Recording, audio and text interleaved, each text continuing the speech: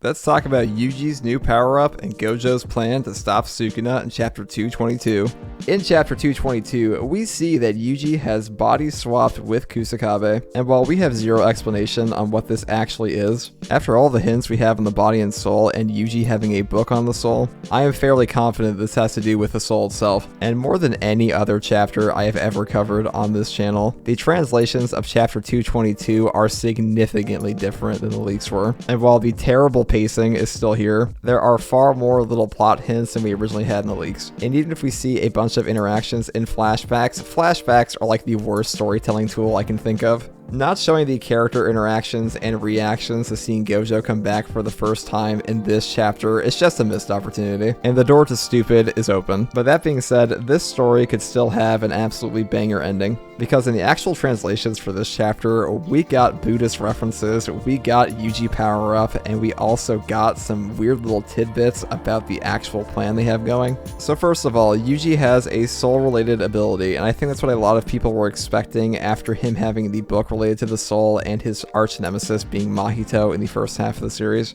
because it definitely sounds like he swapped with Kusakabe here, and while we get zero descriptions as to how this works or how it is implemented, swapping bodies at all sounds pretty hacks, but really soul powers in general in JJK seem pretty hacks. And right now, Jujutsu Kaisen's plot and character power-ups seem to just be forming around Sukuna and Gojo getting completely fucked. So I'm guessing that there's more to Gojo's plan to stopping Sukuna than just going into a 1v1 fight with him. And that's not to say we're not going to see the 1v1 fight, because we definitely are. But if our characters are smart in this story, they're gonna cheese Sukuna. Mark my words, Sukuna is going to be buried in provolone. And while I still think Gojo's probably going to lose his fight with Sukuna, because I doubt their plan is going to go off without a hitch, because someone is going to pull out something bullshit and be like, man, your plan was smart, guys, but if only you had known about this. Insert trap card. And Kashimo was completely missing in action in this chapter. And the beauty of Kashimo is that what they have here with Lightning Man is a raving lunatic that is willing to kill Sukuna at all costs.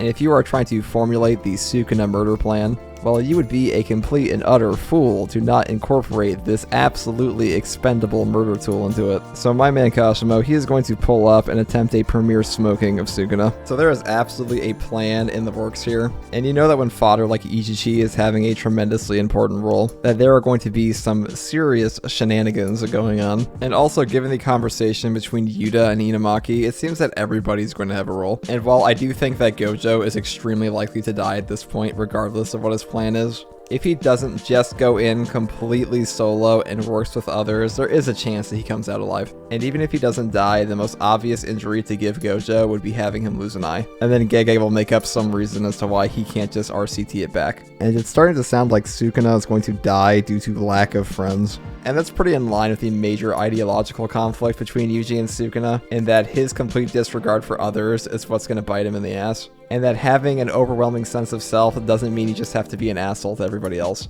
Because at the end of the day, Jujutsu Kaisen is written for young guys, and I doubt Gege Akutame is trying to send them the message that, you know what you should do for power is you should just ignore everybody and have no empathy. So Sukuna is going to take the L in this story eventually. The question is just when and from who. And the most likely person to do it right now is Yuji. And also 100% confirmation that Sukuna knows Tengen. Tengen gets mentioned twice in last chapter. I'm pretty positive that they were all working together at one point now. And I'm pretty sure this leads directly into why Sukuna is called the Fallen. And I think Sukuna kind of has to survive his fight with Gojo, because if he doesn't, well, we can't really get the plot reveal now, can we?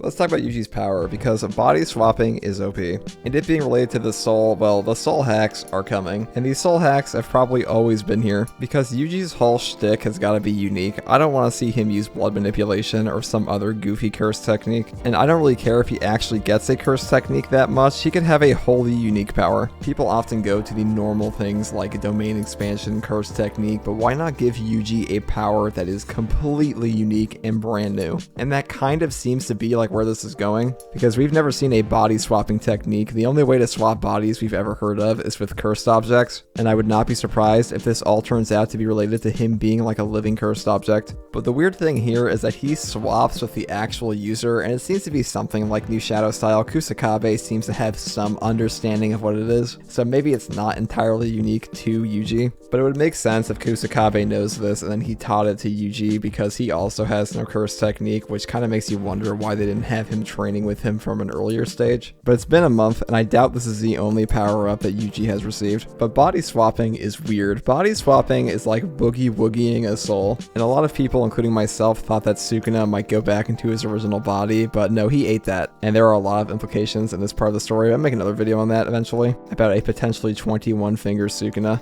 And also the fact that they directly mention him being a Shinbutsu mummy. And he calls this ironic and directly mentions Tengen. And Tengen was out here preaching Buddhism. And a Shinbutsu mummy is someone who has given up sensual pleasures, or at least a monk who has given up sensual pleasures, and in Japan they're known to have starved themselves. So I take this as being ironic for a couple reasons, and the fact that Sukuna is the opposite of someone who has given up sensual pleasures, and he is eating himself in a mummified form that is supposed to be a starved mummy. But either way, I just find this as more confirmation that he was a Buddhist priest that worked with Tengen and Kenjaku at one point, and at some point he gave it all up for more power, and that's why he's the Fallen. And this would also explain why he finds anything but a hierarchy of power rather boring, because he's already lived through a different hierarchy. And given the way Sukuna acts and how he talks about people, he also never calls Yuji by his name, he still calls him Brat. So there is something seriously cooking in this guy's backstory that has to be revealed, and I just don't see him dying to Gojo until that's happened. We've pretty much just entered the final arc here,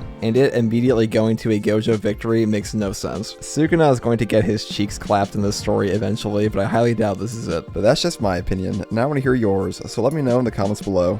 Do you think that this is Yuji's curse technique, or he's going to get more power-ups? And if you like content like this, subscribe for more. And as always, thanks for watching.